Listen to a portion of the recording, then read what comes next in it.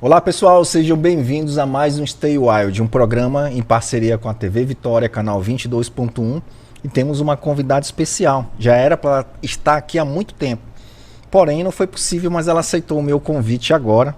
Eu tenho certeza que vocês muitos já conhecem ela em Marabá, é a doutora Tatiana. Ela é médica vascular, angiologista, ela vai explicar essa diferença aí, ou essa igualdade, né? E médica intensivista também, além de professora, mãe, esposa, filha, né?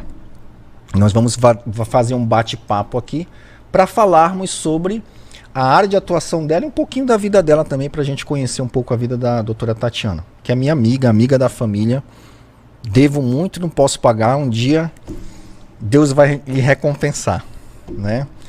Tatiana, não precisa apresentação, todos já te conhecem, pelo menos aqui na nossa cidade. E então vamos falar sobre o que é a angiologia e a cirurgia vascular. É a mesma especialidade? Diferencia isso pra gente. Em primeiro lugar, obrigada, Virgil, pela oportunidade de estar aqui falando um pouquinho sobre uma especialidade tão ampla, tão versátil, com tantas doenças hoje atualmente, né, da população. Então, angiologia e cirurgia vascular. Basicamente, a angiologia ela cuidaria apenas das doenças mais clínicas e a cirurgia vascular iria para a cirúrgica. Mas hoje não existe uma residência apenas de angiologia. Então, a formação ela é única e aí a gente atua tanto em área ambulatorial, em área de consulta, como na parte cirúrgica também. Então, essa seria mais ou menos aí a diferenciação. Então, eu sei que ela envolve uma área de atuação imensa. Desde doenças que envolvem patologias que são incomuns entre a gente, o pé diabético, né? Há situações mais complexas e raras. Explica pra gente essas áreas de atuação da cirurgia vascular. Nós vasculares tratamos de veias, artérias e linfáticos. São os 3 vasos aí que a gente tem no corpo.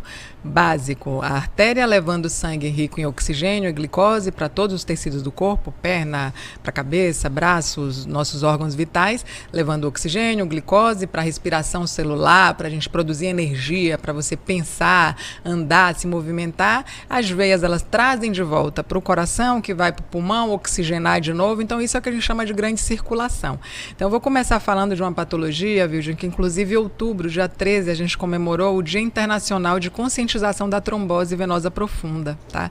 Então, é uma doença muito prevalente, com complicações graves, como tromboembolismo pulmonar, e muita coisa de informação básica que pode salvar muita vida. Na verdade, não sei se você sabe, o tromboembolismo venoso, ele é a causa de morte evitável principal do mundo. Então, é uma morte que pode ser evitada com informação. Exemplo, recentemente eu peguei uma paciente que ela fez uma esterectomia. A esterectomia já tem uma posição, que a gente fala aquela posição ginecológica, que já é de risco para trombose. Então, não foi informado para ela, o que é que o paciente pensa? Eu operei, aí eu vou ficar o tempo todo deitado, para cicatrizar mais rápido, o doutor vai ter orgulho de mim que eu vou ficar bem. Isso ao contrário. Então, para a circulação venosa, você precisa estar se movimentando. Então, esse fato dela ficar deitada durante 10 dias, ela se alimentava na cama, ela fez uma embolia pulmonar grave. Foi formado um coágulo, né, que é um sangue coalhado, pisado, que forma dentro da veia. O sangue ele passa líquido. A veia é como se fosse um cano de água da nossa casa. E aí você ficando muito deitado, e tem vários outros fatores, não é só esse, foi formado um coágulo, esse coágulo soltou para o pulmão, uma embolia grave da artéria pulmonar direita, esquerda, essa paciente foi para a UTI. Então, é apenas uma informação de que, se você operar, você precisa se movimentar. Então, lógico, conversando com seu médico, se não tiver restrição, exemplo, uma fratura, alguma coisa para você se levantar, você precisa levantar. Mesmo a movimentação no leito, ela é importante, importantíssima, né? A movimentação dos pés, né? pontinha do pé, se puder levantar, ficar na ponta do pé. Então, isso estimula a panturrilha, que a gente chama o coração da perna, e melhora a sua circulação. Então, ficar deitada após qualquer cirurgia que seja, ela é uma cirurgia é extremamente risco para os eventos tromboembólicos venosos, tá? Além disso, o anticoncepcional. Então, o anticoncepcional, ele aumenta as chances de trombose das mulheres. Não sei se você sabe, 27% das mulheres, elas preferem um anticoncepcional oral, que são pílulas combinadas. Isso é muito no Brasil, acredito, porque não precisa ir no médico para receitar, então a pílula que a vizinha usa e vai na farmácia e compra. E ela não sabe, exemplo, se você está acima do peso, IMC acima de 30, se você já teve trombose, se você tem história de trombose na sua família, todos esses casos é contraindicação absoluta ao uso da pílula combinada. Eu posso usar pílula? Posso, de progestágeno isolado. Então, essas informações, se divulgadas, elas ajudam a salvar tanto vidas, como no caso de uma embolia com óbito, quanto as sequelas. Porque a trombose, ela complica com embolia, e aquela síndrome que a gente chama pós-trombose, a perna fica escura, fica com ferida, varizes, então a causa de varizes secundária.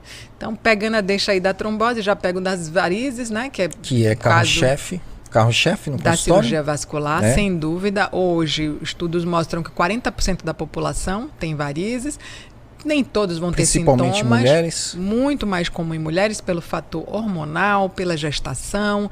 Então, e além disso, o fator hereditário é importante e a partir daí os fatores predisponentes, além do hereditário, a gente tem os desencadeantes, que seria muito tempo de pé, muito tempo sentado, falta de atividade física, o sobrepeso. Então, é uma doença sem cura, é uma doença crônica, mas que ela tem bastante controle. E o sintoma é dor, peso, cansaço nas pernas. E Tati, a gente tem que fazer a diferença das varizes verdadeiras e as telangiectasias. Na verdade, é uma confusão grande. O paciente, eu falo, você operou varizes? Não, doutor, eu operei, não era varizes não, era veia quebrada mesmo. Então, eles atrapalham. Tudo são varizes e elas têm diferentes graus. Então, os vasinhos ou telangiectasias, que a população costuma chamar de varizes, que são aquelas bem fininhas. Não é. Varizes são veias tortuosas e dilatadas, veias doentes. Veia é o que você tem de normal. Todo mundo tem veia. Certo. A veia ficou doente, tortuosa e dilatada, é chamada de varizes. Ela tem vários graus e a sintomatologia é um peso, um cansaço no final do dia, inchaço. Entendi. E quando a mulher vai te procurar no consultório, às vezes por questões estéticas, que são aqueles pequenos vasinhos, não é varizes ali, talvez tenha, na verdade, é óbvio, isso, na verdade, são varizes. Muitas vezes aqueles vasinhos de telangiectasias, eles escondem o que a gente chama de veia nutridora. Então, precisa passar com avaliação com o cirurgião vascular. Aí já entra no outro método polêmico de quem deve tratar varizes. É o cirurgião vascular, você nunca vai me ver falar diferente. Por isso que é importante, às vezes, o paciente vai para o final do procedimento fazer aquelas espuminhas lá, aquelas, né, nas telangiectasias. Sim. Mas ele não sabe que por trás e a base da doença pode ser totalmente diferente, ele precisa ser... Uma outra doença que precisa ser investigada, Precisa ser investigado, precisa ser avaliado, existem complicações, né? Não complica com vascular? Pode complicar, mas assim, é a melhor pessoa para resolver, para tratar e para indicar o tratamento de varizes é sim com o cirurgião vascular. Além disso, o que mais que chega muito no consultório? Então, a gente tem a parte, já falamos aqui da trombose venosa profunda, das varizes, do território venoso. Né? Território arterial, extremamente comum, que é a doença arterial periférica, que a gente chama de DAP. Muito comum em pacientes obesos, em pacientes com diabetes, hipertensão, aumento de triglicerídeos, de colesterol. Basicamente, a DAP, que é a doença arterial periférica, ela anda junto com o infarto agudo do miocárdio, com o AVE, que é o acidente vascular isquêmico, em decorrência dessas alterações de aterosclerose. Então, é o princípio da aterosclerose, que todos sabemos, da agressão da parede do vaso, é para todos os vasos do corpo, não é só para o coração. Então, se você for investigar um paciente com infarto agudo do miocárdio, ele vai ter algumas lesões periféricas também, artérias periféricas, nem sempre ele vai precisar operar, mas ele precisa tratar, precisa acompanhar. Isso pode dar dor na perna quando caminha, isso dá as amputações, necrose, o pé fica gelado, fica roxo, são patologias diferentes aí da parte do território venoso. Sim. Além disso, a gente tem os hemangiomas, as malformações vasculares. Então, eu falo que o vascular é bem versátil. A gente tem uma gama de patologia, os aneurismas, que são as dilatações arteriais, muitos passíveis de cirurgia também, dependendo aí do tamanho.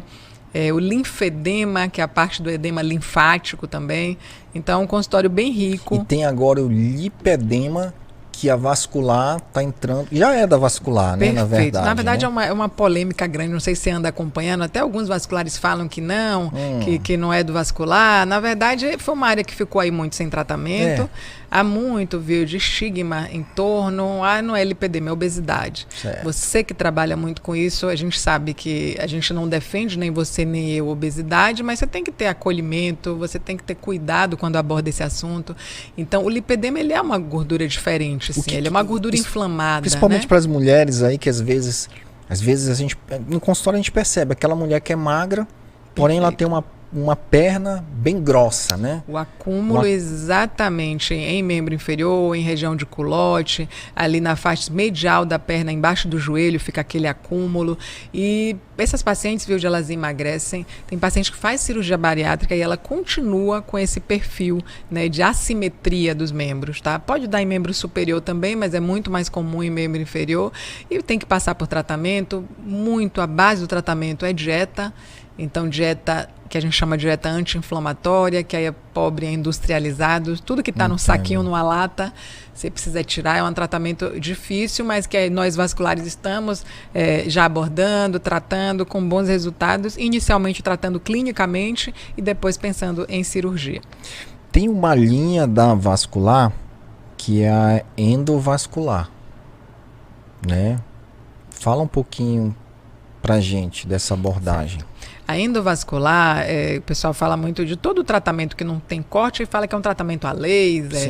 Né? Na verdade, a gente consegue fazer abordagens cirúrgicas, que antigamente a gente chamava de cirurgias abertas, e a gente faz hoje por dentro do vaso. Tá? Então, você faz uma punção no vaso, aí vai introduzir um guia e você consegue enxergar tudo num arco cirúrgico, que é a mesma coisa de um cateterismo cardíaco, e aí você vai mapear o local da obstrução de uma artéria ou o local de um aneurisma e você vai colocar prótese revestida, você vai botar um stent, você vai fazer uma angioplastia, que é a mesma coisa que faz no coração, que é para tentar abrir aquela placa e restabelecer o fluxo daquele membro. Então, nada mais é de um tratamento menos invasivo, tá, do que as cirurgias abertas, e elas são de abordagens por dentro do vaso para fazer ali o restabelecimento, basicamente restabelecimento de fluxo ou o tratamento dos aneurismas. Também temos embolizações de mioma, embolizações de tumores em fígado. Foi uma área que cresceu muito. Embolização de mioma é, digamos, uma mulher que tem um mioma muito volumoso, mas ainda quer engravidar, por exemplo. Preservar a função uterina. Então, uma abordagem poderia ser essa endovascular. Excelente, viu? Exatamente quando você não... Assim, óbvio, a mulher já não vai parir mais, já está numa idade reprodutiva que não é interessante. Aí não teria porquê. Porque tem complicações, né? Também. Sim. Como isquemia, necrose, mas tudo, meu amigo, feito em mãos experientes, a chance de complicação ela é muito pequena, mas a gente sabe que qualquer abordagem pode ter complicação. Então, é na tentativa de preservar mesmo a função do útero da mulher, você tem essa opção hoje em dia.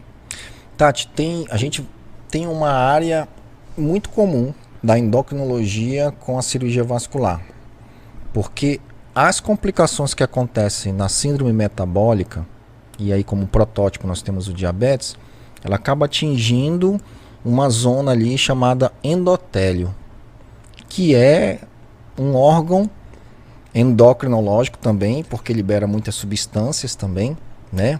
Extremamente importante para também o cenário vascular, porque é a parede que reveste ali todos os tubinhos que a gente está falando, né? E ali a gente tem então endotélio dos vasos renais, da retina e de outros múltiplos órgãos, né? Como é que o vascular, vocês lidam com essa parte endotelial? Vocês têm essa preocupação de olhar, fazer essa associação com a doença inflamatória de base? Ou o vascular tem uma linha que é muito só corte, cirurgia, ou tem essa preocupação clínica também? sempre prevenção, né, Vilde? Sempre é a principal via. Doutora, mas eu fiz um ultrassom, um Doppler, né, que são os Dopplers arteriais, por exemplo, e mostrou que tem uma placa ali de ateroma de tantos por cento de obstrução. É cirurgia direto? Não. Porque você vai operar, Vilde, você pode ter obstrução de novo. Aquele stent que você coloca, ele pode obstruir. Então, não é incomum.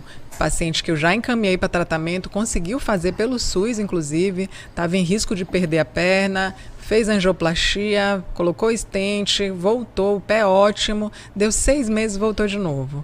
Aí o pé todo escuro. Eu fiz, nossa, mas o que aconteceu que piorou desse jeito? E ela, não sei. Aí a filha ficava por trás. Voltou a fumar, tentando fazer código para mim. Aí eu falei, mas a senhora voltou a fumar e ela ficou pálida. Então, se você não quiser, tem uma frase que fala, para você tratar, você precisa saber se aquele paciente ele está disposto a abrir mão daquilo que está fazendo ele doente. Então, não adianta você dar remédio e ele ficar comendo mal. Não adianta fazer a angioplastia e ele continuar fumando. Então, o paciente ele precisa querer ser tratado. A gente já conversou uma vez, a sociedade civil ela precisa puxar isso para ela, né? Eu preciso entender que eu preciso tratar da minha doença e não apenas gritar por mais leitos pela parte terciária, aumentar o UTI, aumentar leito cirúrgico, mas eu não posso comer bem, não posso me alimentar bem, eu não posso fazer uma atividade física. Tati, passou rápido, nós vamos ter que ir para o intervalo, enquanto isso a gente toma um kombucha lá da Ló Comedoria, muito bom, né? Vamos tomar isso aí. E já a gente volta, pessoal.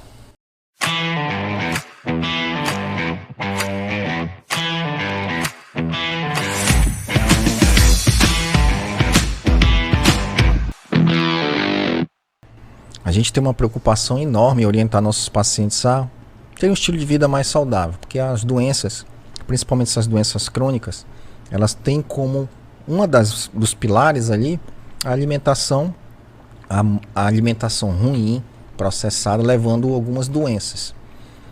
E fala um pouco disso na tua visão, dessa importância.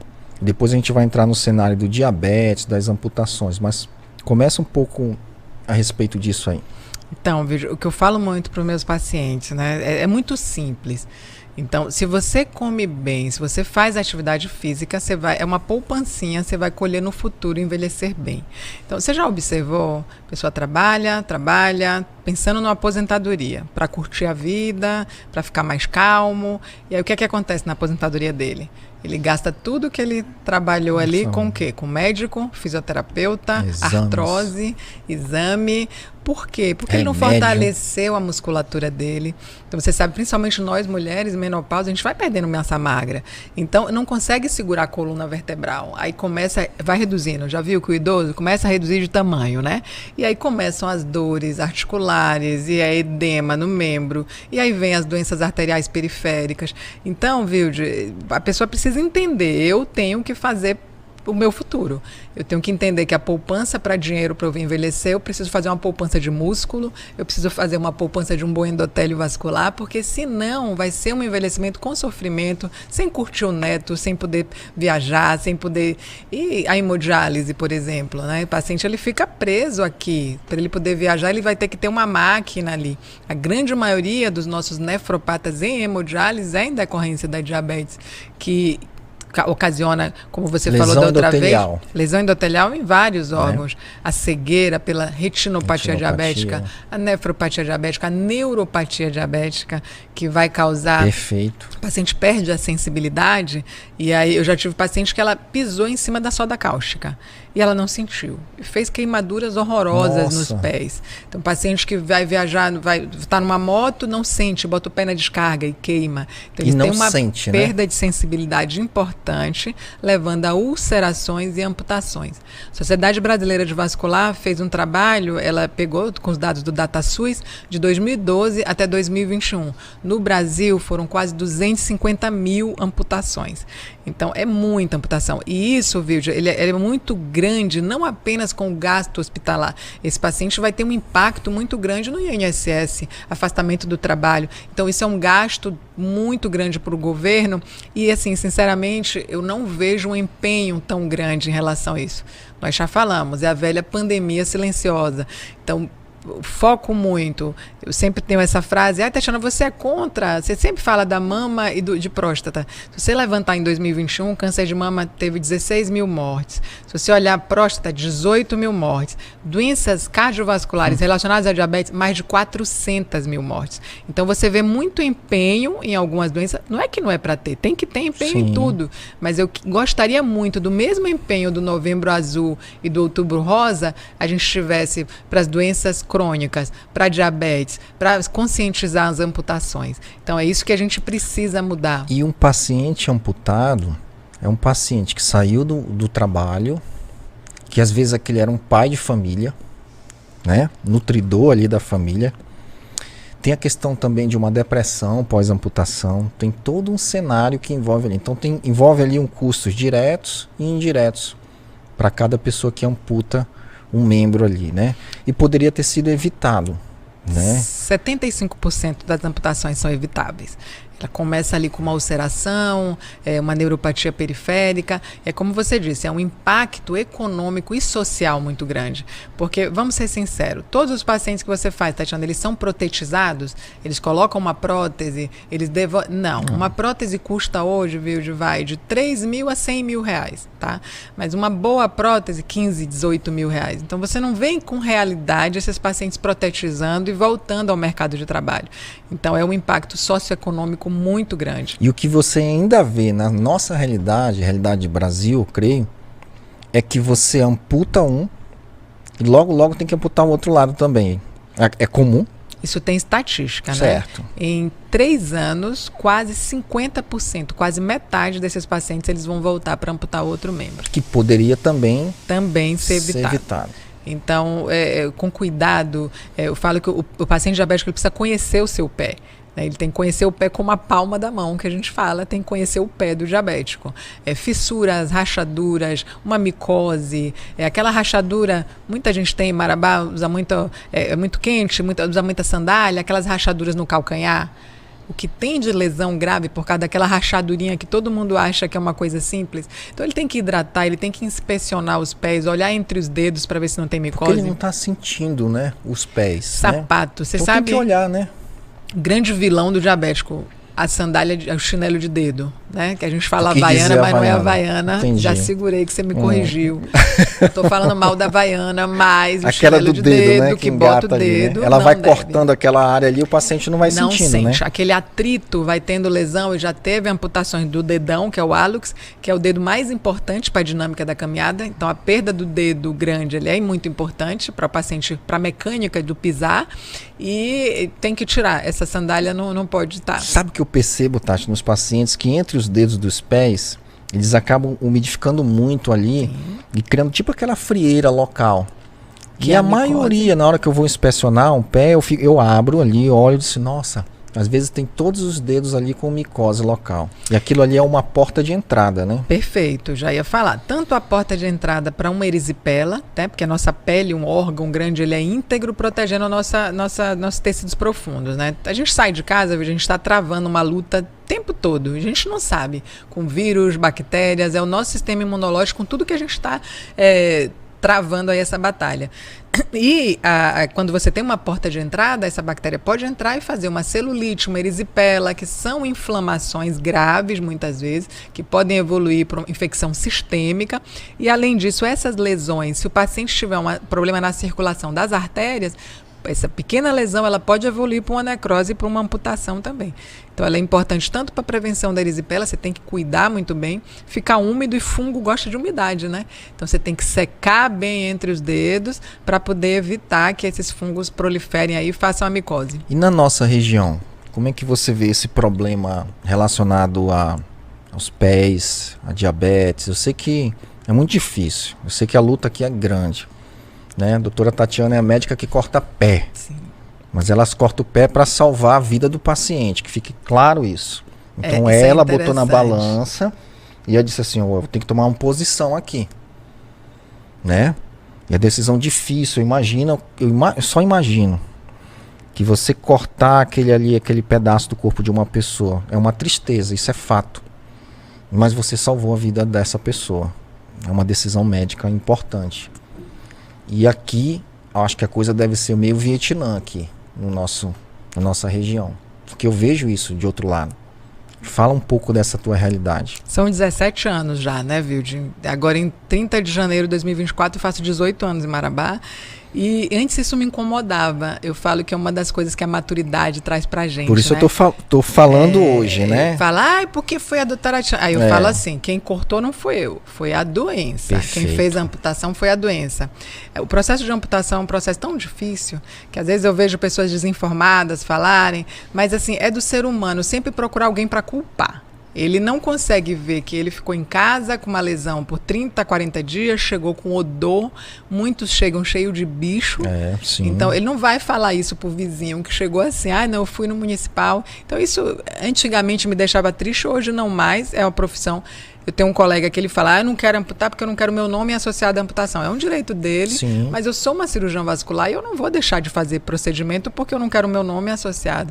Então é uma coisa que hoje não me incomoda assim mais. Assim como você já salvou também muitos, né? Demais, exatamente. A tendência sempre, a tentativa é sim salvar, fazer uma limpeza cirúrgica, né, tentar dar uma chance de viabilidade, mas muitas vezes já chegam numa fase tão avançada que você não tem como salvar. E foi minha tese de mestrado, sim, tá? Sim. Então, você eu foi levantei... até apresentar, acho que em Dubai, alguma coisa assim? Sim, não foi? Sim, fui para um congresso lá internacional, acabei apresentando, né? E foi um projeto para montar um centro de atendimento ao pé diabético.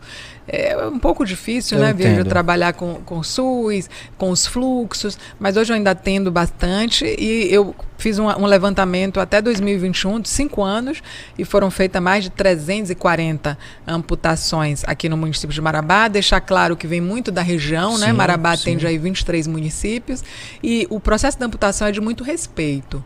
Então, quando alguém fala besteira que não sabe o que está ouvindo, primeira coisa, para amputar a pessoa tem que autorizar. Então, não é a doutora Tatiana, foi a doença e a pessoa autorizou. Perfeito. Eu respeito, não é um nem dois pacientes que não aceitam, vão embora, voltam muito pior. Outros vão para Araguaína. Eu conheço aqui os vasculares, eu sou da Sociedade Brasileira de Angiologia, né, da direção de Belém. Então a gente se conhece muito, aí liga de Araguaína, e Tati, recebe aí de volta, porque não tinha dinheiro para fazer particular. Eu falei, pode mandar de volta que a gente faz, porque não confia. E eu falo, eu não me chateio, eu acho a segunda opinião, eu gosto da segunda opinião. Eu acho que cresce, o paciente gosta porque ele não tem dúvida, porque a pior coisa na vida, tanto pessoal como trabalho, é você viver com a dúvida. Se eu tivesse tentado, não tinha amputado. Se eu saísse de Marabá... Então, eu sempre falo para eles, querem ouvir outra opinião? Eu gosto, pode ir. Você aceita? Não aceita. Então, é tudo conversado, psicólogo, é um processo doloroso, um processo difícil. É o que eu falo. Cuidar, prevenir é muito melhor, né? Isso a gente está falando de pé. Imagina também a questão, diabetes é uma das principais causas de cegueiras evitáveis também. Assim como você falou da nefropatia diabética, né? Mas na realidade, como você falou, a gente tem poucas campanhas a respeito disso. E o nosso ambiente, ele é diabetogênico. Tudo nos leva ao sedentarismo, ao estresse, à alimentação em demasia, com excesso de carboidratos e açúcares, né? Mas assim, Tati, eu tenho uma curiosidade. Da maioria desses pacientes que vêm para o municipal com pés infeccionados, a maioria de Marabá ou é dos interiores aqui? A gente tem eu não vou Vocês lembrar uma agora o dado certinho. Mais ou menos ali. Mas muito de Marabá também, né? Muito. E a gente tem da região também, mas tem muito de Marabá, com certeza. Entendo. Qual a outra patologia que vai muito para o municipal também, além do diabetes, assim? O que é traumatismo? Uma, né? A oclusão arterial aguda, tá? A oclusão arterial é quando você tem uma interrupção de fluxo que é abrupta, que pode ser por uma trombose arterial ou por uma embolia, que pode soltar uma sujeirinha do coração e isso levar a uma obstrução do vaso, que pode também levar à amputação. Traumas, tá? Então, traumas tanto por ferimento arma de fogo, ferimento com arma branca. É muito comum em Marabá, vídeo interessante. Final de semana, o nervosinho que bebe dá murro no vidro. E aí, lesão das artérias do punho. Isso aí, se eu fizer uma estatística, já operei muito punho. dá murro, resolve dar um Por murro. lesão Então não dê lesão murro vascular. no vidro.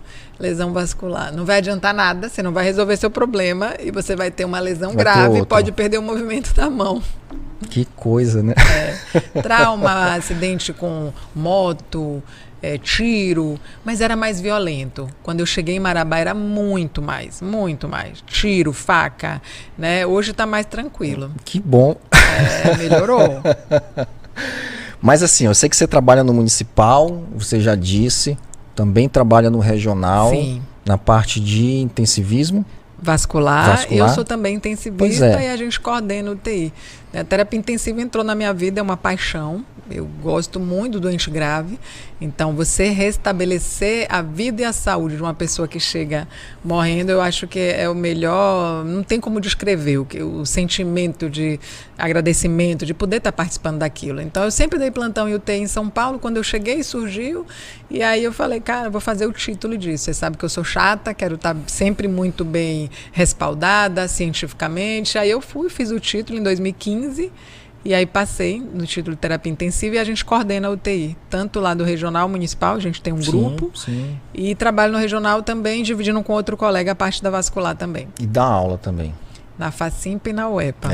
E dá conta de tudo? A docência é uma paixão, né, Vilde? Dá conta a gente sempre tenta, tá? Hoje eu falo que eu preciso dedicar até mais para minha família, que eu sou apaixonada, que é meu suporte para tudo, mas a docência é paixão, docência é missão, docência é achar que você vai mudar tanta coisa errada que a gente está vendo, né, de formação de médico. Então eu deixo ali o meu legado, né? Acho que você tem que pensar no qual é o seu legado, como é que você quer ser lembrado, quem foi Dr. Vilde aqui? Tá? Então, isso não é só dinheiro, isso não é só satisfação mesmo e ver quem foi você aqui na Terra, o que é que você deixou de bom aqui. Eu acho que isso é uma satisfação e a gente cresce muito, tanto espiritualmente, de toda forma. Entendi.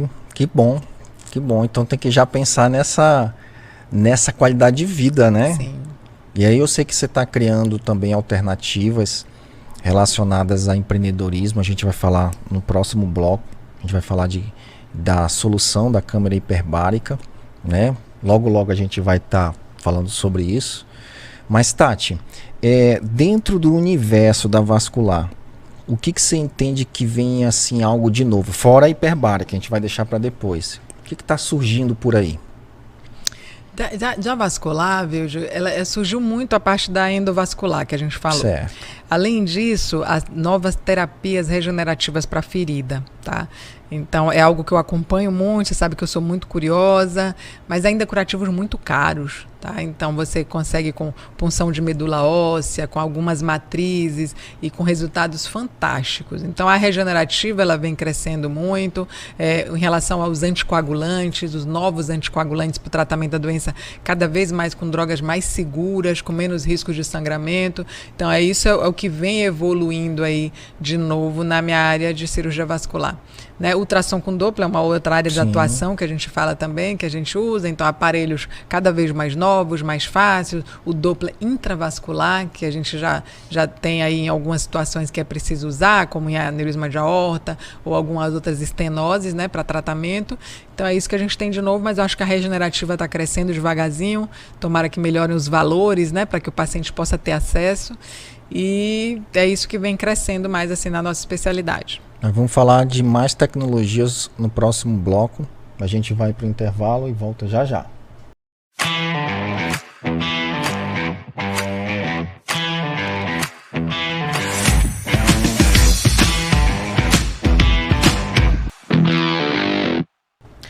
Eu sei que a mulherada em casa quer saber todas as tecnologias que tem para as varizezinhas lá, para telangiectasias. O que tem na tua clínica lá? O que você faz? Me conta. O tratamento ele avançou bastante. Hoje, com o uso do laser transdérmico, a gente conseguiu reduzir aí em cirurgia mais de 75%. Porque, como eu falei, varizes não tem cura, né, Vilde? Então, a paciente chegava ali com 50, 60 anos com 5, 6 cirurgias de varizes. Isso não deixa de ter uma cicatriz, fibrose, edema. A cirurgia de varizes, quando feita repetidamente, pode ter uma lesão linfática, então pode ter edema. Ou seja, o uso do laser ele ajudou muito no vascular com resultados bem animadores. Se você está pensando em tratar, primeira coisa, cuidado com o sol. Se está na época de praia, vou viajar, acontece muito no final do ano. Doutora, eu vou ter uma viagem para a praia, é a hora de tratar? Não é a hora de tratar, você tem que tentar vir tratar antes. O uso do laser, a exposição solar, tanto antes da sessão quanto após a sessão. Então, você pode aumentar a hiperpigmentação, ficar marronzinho, ou até hipopigmentação também. Então, hoje a gente faz o laser transdérmico, com a divulgação de métodos, viu?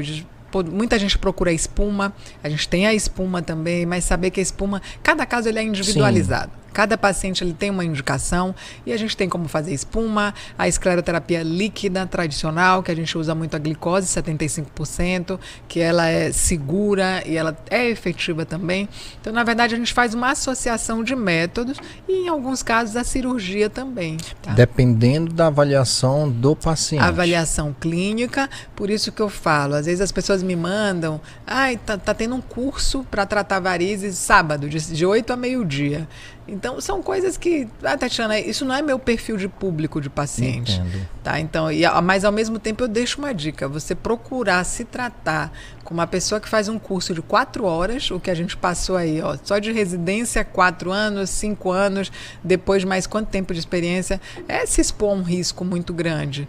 Tá? Então, muitas vezes o paciente ele é mais imediatista, pensa num preço, que às vezes um valor é mais acessível, mas quando a gente fala de saúde, né, Vilde, a economia às vezes ela pode custar muito caro, muito caro. E aí a gente tem várias opções de tratamento para fazer tudo lá no consultório, com segurança, com especialização. Ano passado passei de novo, sempre está se especializando. Você sabe que a educação continuada e estudo e atualização ela é extremamente importante para o tratamento, sempre buscando o melhor para os pacientes aqui em Marabá. Você falou nessa questão que às vezes o barato sai caro, e esses caras são complicações de alguns procedimentos. Às vezes, chega paciente com complicação? Sim, já tive complicações, úlceras, né, ferimentos, certo. Mancha, inchaço importante.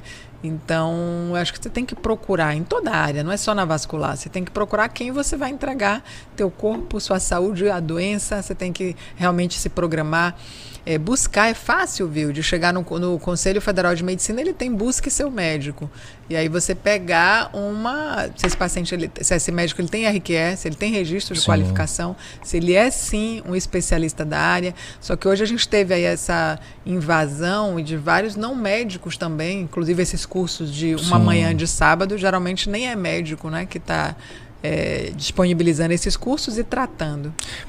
Tati, digamos que tenha uma ferida que não está cicatrizando muito bem, e aí a gente tem uma nova tecnologia hoje que é a hiperbárica. Fala pra gente sobre essa solução nova e da onde isso surgiu, a história, da onde veio isso. Hiperbárica é mais uma paixão minha. Então, para entrar como empreendedora, você sabe que empreender nesse país não é fácil. É muito difícil para montar todas as exigências trabalhistas. Não é realmente uma coisa fácil. Mas antes de entrar, estudei muito. Então, eu só entrei e investi, são investimentos altos, porque eu acredito no método.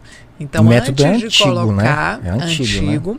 Inclusive, não é nada experimental. Sim. A hiperbárica ela já tem uma resolução do CFM que data de 1995. Ela já é aceita no rol da ANS. Então, se você tem convênio médico, dependendo da indicação, é coberta pelos convênios. A parte do SUS é uma grande tristeza minha, sabe, Vilde? Porque eu trato tanto pé diabético, eu gostaria que esses pacientes tivessem acesso. E muitos não têm como marcar com tratamento. E foi feito um parecer de novas incorporações de tecnologias no SUS. O primeiro parecer foi favorável, logo depois eles retiraram, eu acredito pelo impacto financeiro. Então, hoje, o que acontece no SUS, apenas se tiver parceria de algumas prefeituras com as clínicas. Entendo. Exemplo, eu vejo muito isso no Sul e no Sudeste, que eles têm assim uma visão de melhoria, redução de tempo de hospitalização, redução de antibiótico, redução do risco de amputação muito. Então, além de eu estudar muito para investir, hoje aí a gente inaugurou mesmo para começar a fazer ali em torno de julho. Então, os casos que eu tenho é muito impressionante da melhora da lesão. Pé, dedo, que às vezes você pensa que vai para amputação e você consegue recuperar. O que consiste a oxigenoterapia hiperbárica? Esse paciente ele vai ser submetido, a gente chama mergulho mesmo. É como se você estivesse mergulhando ali em caminho ao fundo do mar. E aí você tem protocolos, diretrizes internacionais e brasileiras, em que a gente vai ter um protocolo de tempo, que é em média ali 90 minutos, e em torno aí a gente vê pela ATM, que é pela pressão atmosférica. Então você faz um mergulho aí de 1,4 ATM mais ou menos, que isso dá em média 14 metros de profundidade.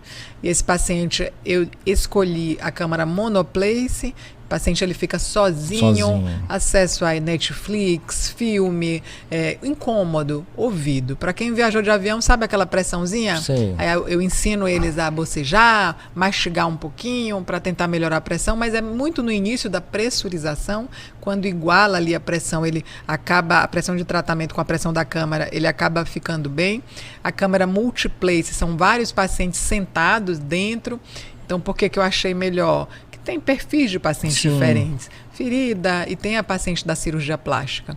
Também, então, né? Tenho tido muito perfil de paciente da plástica, não só, viu, de quando complica. Tá? Então, a tendência, doutora, é só se tiver uma complicação? Não. Então, eu tive recente paciente da mastologia com retirada de um nódulo com uma lesão na areola, e a areola, em risco de perda da areola com necrose, a gente consegue recuperar. Pacientes com cirurgia plástica que não necessariamente tenham lesões, mas ela reduz o edema. Melhora a recuperação, a cicatrização. Absurdamente a cicatrização, o que retorno à atividade. O que essa terapia faz a nível celular? Assim, explica pra gente como é que é essa... oxigênio.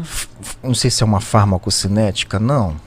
Sim, como que é a ação, a ação dela, né? Como que ela age. Isso. Nós temos oxigênio dissolvido no plasma, que é uma quantidade muito pequena, e ligado à hemoglobina. A hemoglobina ela tem uma saturação de oxigênio, ela não consegue pegar mais do que ela já está. Mas eu consigo aumentar em mais de 20 vezes o oxigênio dissolvido no plasma. Então, no início do bloco, lembra que eu falei? O oxigênio é vital. Sim. Então, você precisa de oxigênio para respiração celular, que é a formação de energia e ATP. Isso para pensar, andar, isso para cicatrizar. Então, para melhorar a matriz de colágeno, fibroblasto, então, o aumento do oxigênio no local, você aumenta a taxa de cicatrização. Redução de edema, redução de radicais livres, e aí você consegue ter um paciente que retorna para as atividades muito mais rápido. Vilde, é impressionante. São todas as pacientes. Doutora, eu já fiz uma outra cirurgia plástica, eu nunca me recuperei tão bem. Doutora, a minha esteticista que faz drenagem, ela está impressionada que ela nunca viu o pós-operatório como eu estou e eu não estou inchada. Então, ela tem realmente, é muito visível. Quanto aos níveis de evidência, você que é uma pessoa que é muito baseada em evidência, como eu também, por que ela não tem uma evidência 1A, que é o máximo de evidência? Porque são estudos de reprodução difícil. Você sabe que para fazer um estudo bem feito, multicêntrico, randomizado, você precisa o quê? Pacientes parecidos. Então, como que eu vou ter uma lesão que faz hiperbárica e uma lesão que não faz hiperbárica, como vai evoluir? Isso fica realmente difícil de reproduzir. Mas você vendo na prática, e temos sim vários estudos que mostram o benefício. E na prática, eu já vi algumas imagens, inclusive você me mostrou, de uma recuperação assim que eu disse, nossa, impossível. Né? Assim, uma necrose, não me lembro se era abdômen, por ali, de uma cirurgia plástica. Sim. E que a recuperação assim foi fantástica, né? A mesma coisa acontece também para quem tem pé diabetes com infecção. Sem dúvida. Né? Quais são então as vantagens, por exemplo? Tempo de antibiótico, com recuperação mais rápida, tempo de cicatrização. Explica aí um pouquinho. Hiperbárica, ela tem diversas indicações, entre elas embolia gasosa, que é um nível de evidência aí sim, 1A. Então, pacientes que apresentam também lesões pós-radioterapia, as lesões actínicas, que é câncer de mama, tem muita dor pós-rádio, aquela retração cicatricial, ela é um nível de evidência com liberação dos convênios também. As feridas crônicas complexas, não é qualquer ferida. Então, inclusive, eu tenho a ética de falar para o paciente, não, aqui não cabe hiperbárica. Não é porque eu sou dona de uma clínica que eu vou oferecer um tratamento que às vezes não está indicado. E ele vai agir, como eu falei, nessa parte de aumentar a oxigenação, melhorar a cicatrização.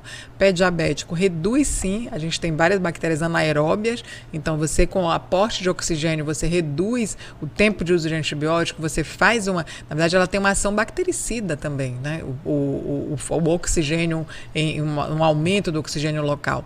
Então, para pé diabético é fantástico, viu, de pacientes com necrose. E realmente, eu costumo falar, eu falei para você, eu vejo a ação, eu falo, gente, se alguém me mostrasse essa foto, eu ia achar que era mentira. Às vezes eu falo, não dá nem para mostrar que a pessoa vai achar que eu não estou falando. Mas por ter um nome já bem estabelecido, todo mundo sabe que eu jamais faria. E assim, são resultados muito impressionantes de melhora após uma sessão, 2 sessões, de tecidos que iam ter perda completa e acaba tendo uma recuperação muito, muito interessante. Tem algumas indicações, talvez mais off-label, que devem surgir com o passar do tempo. Alguns estudos devem vir aí, né, acontecer. Isso o tempo vai dizer. O que já está surgindo, o que se fala para o futuro da hiperbárica? Muita indicação, tá? Inclusive os pacientes têm me procurado. Eu sou hiperbarista, tá? E eu não indico, mas, óbvio, se vier com indicação do médico especialista, a gente vai explicar e eu vou deixar fazer, com certeza. Para o autismo. Muita gente fala, divulga autismo. Eu não divulgo, mas já tive indicação de colega. De achar que melhora. Já tem alguns estudos acontecendo, né? Já tem estudo acontecendo. Tem alguns que estimulam, mas estudos que eu ainda acho rasos, com casuística pequena, mas baseado na experiência de especialista. Então, tem um neurologista, acho que é de Santa Catarina, ele indica muito e ele fala que melhora a percepção do olhar, a interação da criança, principalmente, diz que é uma melhora muito grande. Então, de quem acompanha. Então, tem alguns pacientes que façam. Outro boom, viu, de que está direto aí é o anti-age da vida, né? Anti-envelhecimento, e bombou a hiperbárica com a Cláudia Raia, que ela disse que começou a fazer para diminuir as rugas. Os pacientes que fazem por outros motivos, eles acabavam notando melhora do cabelo, melhora da pele, ruga, e aí começaram a utilizar. Aí daí veio Cláudia Raia, Cauã Raymond, a gente vê muito nos jogadores de futebol, né? O Esporte Clube Flamengo tem uma câmera no local, o Cristiano Ronaldo tem uma câmera na casa dele. Então, na recuperação de lesões musculares, de tendões, é muito utilizada e indicada também. Faz até um certo sentido se a gente for olhar pelo lado da oxigenoterapia, né? De perfusão, né? Sim. Né? Perfusão cerebral, perfusão celular de recuperação. É interessante, eu acho que vai vir muita coisa aí, né? Sim. É a Oxiderm o nome, né? Oxiderm fica ali na Folha 32, na Rua do Ipazemar, perto ali do Banco do Brasil, e tem realmente, a gente tem tido resultados muito bacanas. E lá inaugurou quando? A gente inaugurou já desde agosto. E como é que está sendo aí? Está começando, né? Já tem, né? Já temos que direto, está tendo caso, né? São sessões. Sessões. Não é ir lá, primeiro ter uma avaliação. A avaliação, mas muitas vezes eu tenho um paciente do interior, né? Amanhã mesmo vem uma paciente de Paraupebas, ela já vem para a sessão, já vem com a indicação do médico, e aí ela já vem, a gente conversa, eu explico tudo certinho. Você calcula o tempo de sessão? Eu vou calcular o tempo, vou calcular a profundidade que eu vou levar, então, dependendo da sintonia, se ela queixar muito do ouvido, eu não levo a 1.4 ATM, eu vou só até 1 metro, então, até 1, né, que seria 10 metros. Então, até para os colegas que querem, por exemplo, te indicar, a prescrição, que eu não entendo disso, né? Então eu faço encaminhamento à Oxiderm para avaliação. É assim que pode chegar lá? Pode ir para avaliação ou ele já pode indicar. Os plásticos já colocam 5 sessões de hiperbárica. Ah, entendi. Então, os protocolos, inclusive com liberação da ANS, geralmente começa com 5 sessões, para alguns casos, reavalia após 5 sessões para ver se precisa mais. Mas já tive paciente que fez menos sessões. O colega pode também simplesmente pedir para você avaliar e você indicar. Pode, né? Pode pedir só uma avaliação. Será que aqui vai estar legal? Às vezes ele não está com segurança. Entendo. Pode sim. Pode pedir para avaliar, eu faço a avaliação. Sim. E pode ele já encaminhar com a solicitação das sessões e a gente dá todo o suporte também. Eu prefiro mandar para o especialista avaliar qual é avaliar, ver. É legal, é uma segurança, né? É uma segurança, né? E aí a gente faz tudo meio com segurança, né? Sim, certeza. Tatiana, papo é bom demais, passa rápido. Tá? Fica a mensagem aí para vocês da Clínica Oxiderm, que é a novidade aqui em Marabá, tá? De todo o interior do Pará. De todo o interior do Pará. Só tem em Belém. Só em Belém. Então, isso. Aqui é você a pioneira. Exatamente. Não é isso? E ó, pessoal, assim, ela é minha médica da minha família, super indico, é amiga, tá? Vocês conhecem ela. Eu só tenho a te agradecer, tá? Pela paciência, por estar aqui. Depois eu conto essa história nos bastidores para vocês, tá bom? Pessoal, eu quero agradecer a presença de todos e vou deixar a doutora Tatiana aí falar um pouquinho com vocês. Só tenho a agradecer também, meu amigo, por tudo. Do mesmo jeito que você fala que eu te ajudei, você tem me ajudado bastante, com sua família também, que está no meu coração, sua esposa, filhos. Então, realmente já é família. Ao contrário, é um prazer imenso estar aqui conversando. E se eu pudesse deixar aqui de mensagem, olhe para você. Olhe, a saúde, ela está aí a forma psíquica, a forma física. O que você está fazendo pela sua saúde? Quem é? A gente tem expectativa média do brasileiro até 80 anos de idade. A gente vai viver nesse corpo. Esse corpo aqui, ele está apto para me segurar até os 80 anos. Eu estou cuidando dessa casinha aqui para me levar até os 80 anos. Isso é aquela perguntinha para incomodar que eu queria deixar aí para os seus espectadores. Perfeito. Que tudo começa com prevenção, com cuidado, para a gente ter aí um envelhecimento saudável e com qualidade de vida, que é o que eu desejo aí para todos nós. Até mais, pessoal. Stay wild.